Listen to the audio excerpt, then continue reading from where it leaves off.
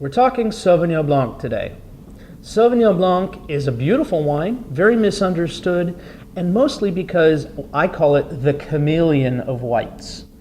The same grape variety of Sauvignon Blanc planted in different parts of the world tastes totally different. That's why I think Sauvignon Blanc is really cool, and it really expresses what we call terroir, or where a wine is actually physically grown.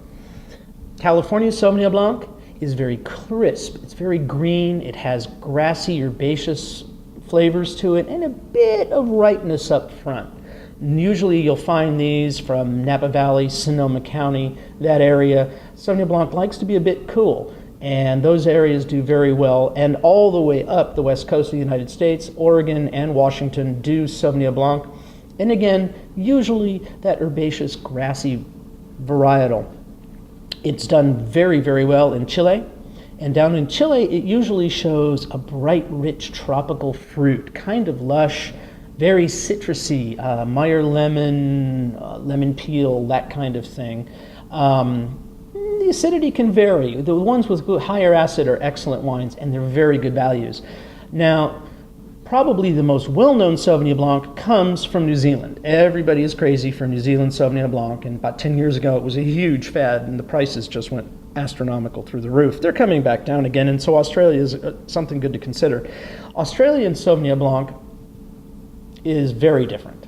It has a distinct aroma of, well, cat pee is the only way that we can describe it, and not in a bad way. I'm not saying unclean litter box, but it just has a whiff of it, and it has kind of this interesting, slightly astringent berry tone to it, and very good minerality. You can always spot a New Zealand Sauvignon Blanc. Once you've had one once, you'll always know.